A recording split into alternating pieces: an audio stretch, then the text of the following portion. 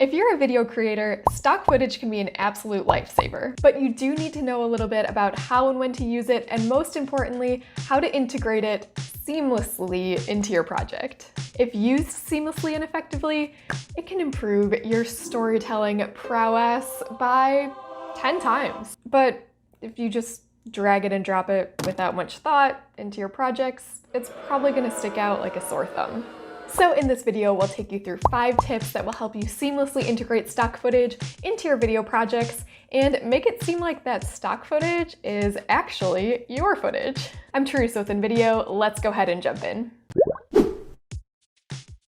So before we get into the tips, let's first talk about the most common scenarios where stock footage is going to come in handy. The first and most obvious scenario is when you want to show something that you just weren't able to film yourself, like an underwater shot if you don't have access to a waterproof camera case, a drone shot if you don't have access to a drone, or a fog-covered mountain if you don't have access to a fog-covered mountain. For example, I went out and took some B-roll shots of Chicago, but let's say I just really wanted to add a drone shot to this sequence. I really felt like it would pull the whole thing together. I don't personally have access to a drone, so in this case, I would turn to stock footage. Another time you might need stock footage is this. You go out, you're filming, you're feeling great, you're feeling like you're getting everything you need and more.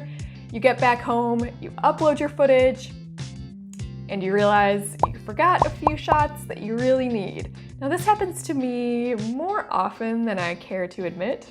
Or it might not even be that you forgot, but it might just be that you get to editing and you think of more ideas for shots that you really wish you got, and you might not be able to go back out and shoot. So, stock footage. So I'm creating this lovely little autumn montage. I go out and shoot all the leaves and all the colors. It's looking great. And then when I'm editing, I might be like, if only I had one shot of a leaf actually falling off of a tree, that would be so cool.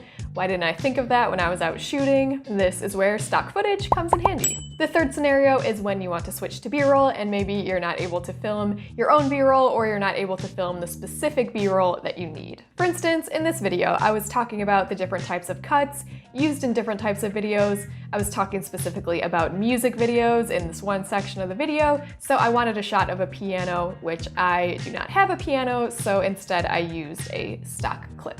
Another example for a business, if a car dealership wanted to promote family-friendly cars, they can use these dynamic stock clips to bring some visuals in that will really help sell the product.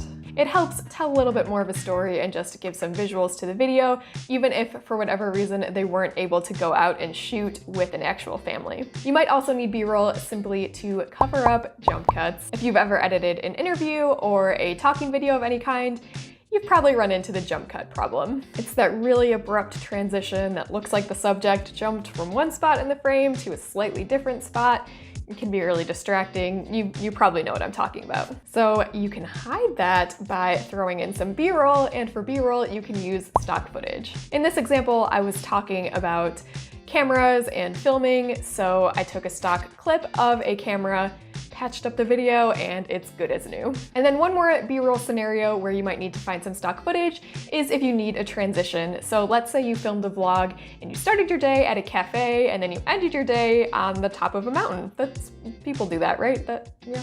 As you were out filming, you might have gotten some footage at the cafe and then gotten some footage at the top of the mountain. You might not have been thinking about filming the hiking in between, but when you're editing your vlog, that's gonna be a pretty drastic change to go straight from a cafe to a mountaintop. So in this case, you can go and find some stock footage of hiking that looks similar enough to the place where you actually were hiking, and then you can throw that in between, and it'll add a nice transition sequence. And here's the best part. If you're already an InVideo user, we've made it easier than ever to find stock footage because there is a library right within the editor of over 8 million high-quality stock footage clips. So hop over to the video tab on the left, and that is where you will be able to search for the stock footage you need. You can find stock footage for any of the scenarios that we just mentioned, and then you can just add it right into your project It's all in the same interface, so it's super easy. And just in case you're looking for even more sources for free stock footage, you can go ahead and check out this video where we talk about the top websites to find free stock footage in 2021. All right, now that we've gone over the scenarios, let's go ahead and go over the tips to seamlessly integrate your stock footage. Number one, take time to find the right clip. There is currently a lot of stock footage available on the internet, so for any given clip that you need, you're gonna have a lot of options available. And sometimes you might find a stock clip that looks really high quality and you really like it, but then when you line it up with the footage that you took, it just doesn't quite match. So you really wanna take the time to try out a few different clips to see what works best instead of just jumping on to the first clip you find that you like. There might be small nuances between your videos and the stock videos, like exposure levels or contrast levels, saturation, colors, and they might just not quite match up, and you're not going to notice that until you have them lined up together and test out what the whole sequence looks like really with your footage and the stock footage. So let's go back to my Chicago B-roll sequence example. As you can see, I shot my footage closer to the evening. You can kind of tell by the colors and the exposure levels. So I'm going to try out a few different drone shots. There's a lot available, so let's see, this one looks a little bit warmer than my footage. This one was clearly shot in the middle of the day, so it doesn't quite match. And then after trying a few more, I think this one matches the best, so that's the one I'm gonna go with. Another example, let's say you shot this footage of a waterfall. You took all of these amazing aesthetic shots of the waterfall, but as you're editing, you're like, I really want that one close-up shot of a waterfall, and that's the one shot I didn't get. No sweat, just head over to the video tab on InVideo, search waterfall, and see what you can find. You can try narrowing it down and searching close-up waterfall. You're probably gonna get a wide variety of shots that could work, so again, test out a few different ones. See which one looks the most like your location. You can look at things like the color of the rocks that are around the waterfall or the color of the water itself. We're really just looking for the greatest amount of continuity, and after some trial and error, you should be able to find a clip that's gonna save the day for you. The next tip is to try to match the location as much as possible, and of course that's gonna be tough. You're probably not gonna find footage that was shot at the actual same location unless you were shooting at like a really famous landmark or something like that, but usually you're just gonna try to match the aesthetic as much as you can. There's also some things you can do in editing to make them match better, so we'll get to that next, but for now you're just gonna try to find the clips that match the best without any editing. First, keywords are important.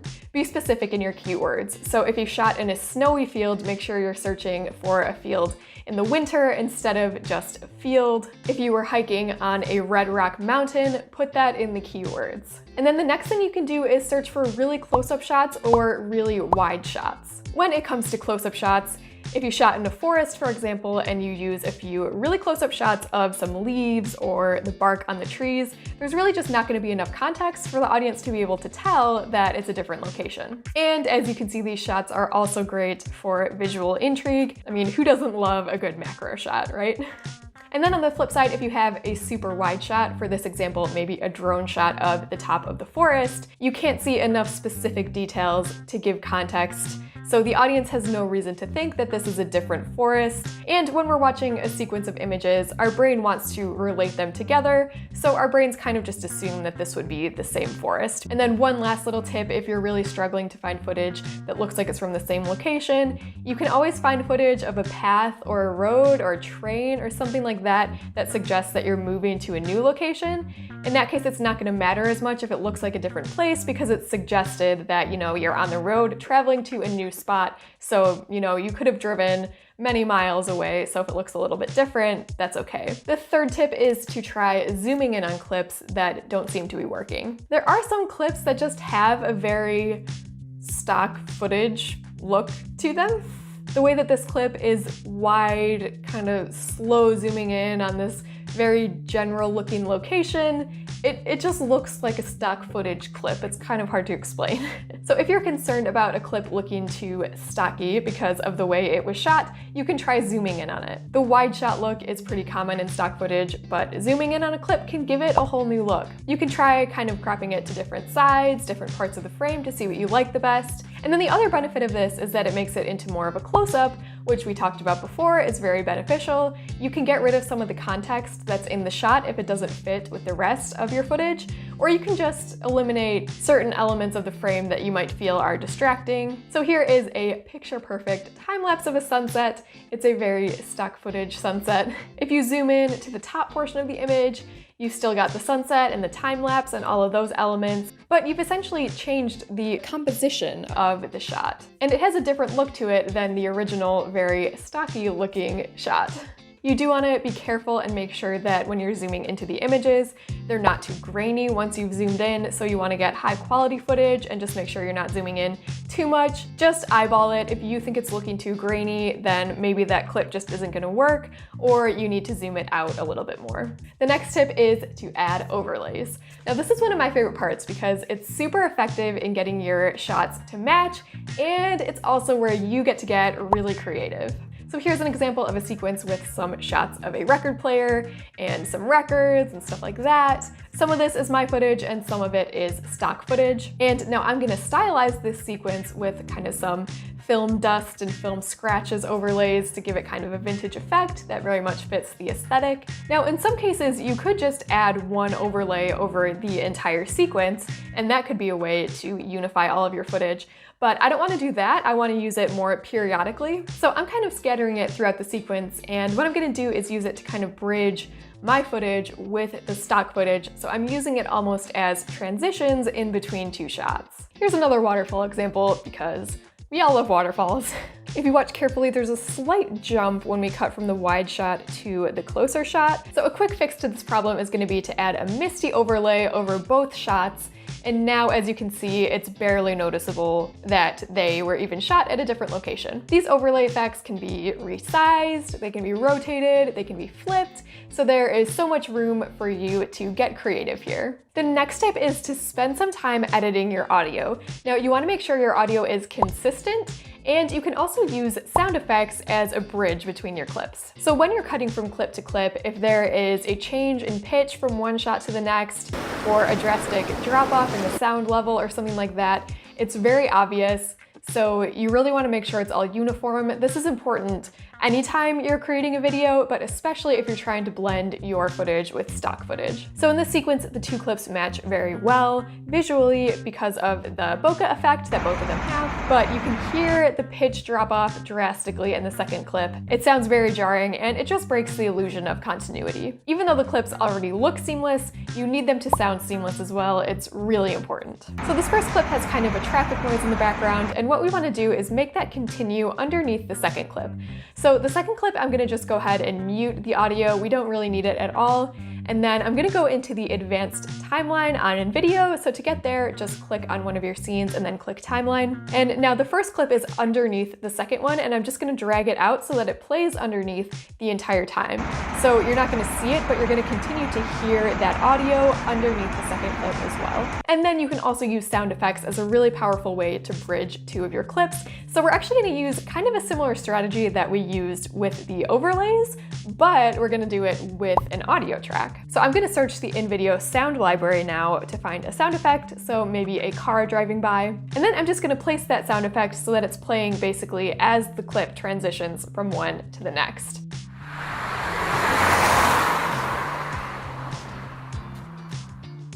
It's a really powerful way to blend the two. When the audience hears that, they almost subconsciously connect the two clips in their mind. And then one more thing you can do is use the same or a similar sound effect at a few different points throughout the video sequence. This is just a way to give some continuity to the whole thing. So if you have a more ambient sound like rain or birds chirping or something like that, you can kind of just throw it in underneath a few different points in the video, and that really just unifies the whole entire thing and gives it more of a cohesive feel. And that brings us to our last tip, which is to keep your stock footage clips short and be very intentional with them. Just keep in mind that the longer you have a stock footage clip play, the more time there is for the audience to start to pick up on those details and maybe start to realize what you were doing there. So here's a sequence with one really long stock clip added in, and I bet you can tell which one it is, because as the clip continues to play, it just becomes a little bit more noticeable. But if I shorten that clip and we watch it again, Well, I know you already know which one is the stock clip, but if you didn't already know, you probably wouldn't be able to tell. There's just not enough time for your brain to really pick up on those details that would give it away. So that's just a general tip. It's definitely not a rule. There are times when you might want to use a longer stock footage clip and you can make it work, but in general, try to keep them shorter, and that should make them less noticeable. If you found this video helpful, be sure to give it a like, and if you have any questions at all on stock footage, leave a comment. I'm Teresa with InVideo, and I will see you in the next one.